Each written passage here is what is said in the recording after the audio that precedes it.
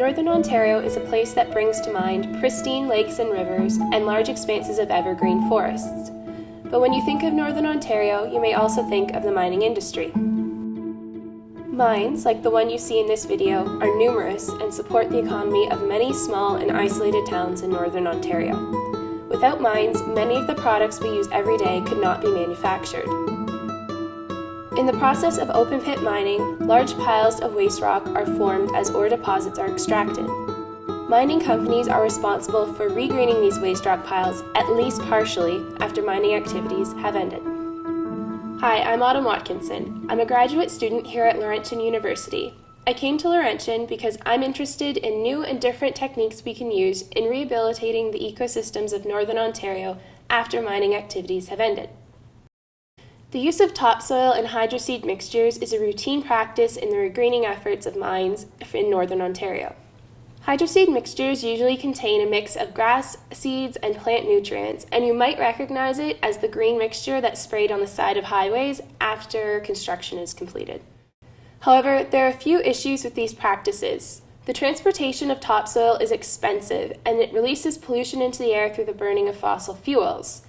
And to use topsoil in the regreening efforts of the mining sites, we have to remove it from another ecosystem initially, which causes a disturbance elsewhere. And although hydroseeding produces results quickly, the seed mixtures may contain seeds of plants that are not naturally found in the boreal ecosystem. This is an issue because non-native plant species can alter ecosystems in undesirable ways. An alternative to using topsoil is to manufacture a growth medium out of materials that are available to most mining companies operating out of Northern Ontario. Not only will this reduce the burning of fossil fuels, but it uses materials that the mining companies would otherwise be dealing with as waste and incorporates them back into the ecosystems that they originated from.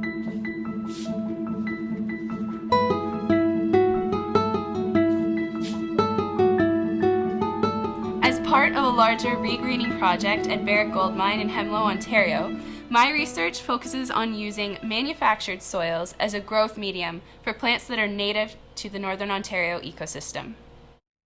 We've manufactured two soils made out of finely crushed waste rock and wood waste. The finely crushed waste rock is generated in open pit mining activities, and the wood waste is produced in paper mill operations, which are also very abundant in Northern Ontario. We've combined the wood waste and the finely crushed waste rock in two different ratios and generated two soils. So we have a soil that's 40% organic by volume, and we have a soil that's 80% organics by volume. You can see the color difference in that. What we're going to do is test the effectiveness of these two soils against each other as a growth medium. To do this, I'll be growing moss and grass on soil columns in the lab. Over a period of 5 months, I'll be analyzing water samples that have run through the column for trace metals and plant nutrients. Some elements can be harmful to the environment if they are found in high quantities, and other elements are essential for plant growth. So it's important to monitor what is staying in or leaving the soil. And at the end of 5 months, I'll be analyzing the moss and grass to determine which soil performed best as a growth medium. So far, we've experimented growing grasses with different ratios of sands and biosolids in different combinations to see which will work best as a growth medium. In the field, soil cells were constructed using the same ratio of materials that I will be testing in the lab. This will establish how applicable my research will be in the real world. The results from my research will help direct the regreening efforts of Barrick Gold Mine in Hemlo, Ontario. I'm hoping that other mining companies will follow in their footsteps to help promote a more natural recovery of the ecosystems they affect by their mining activities.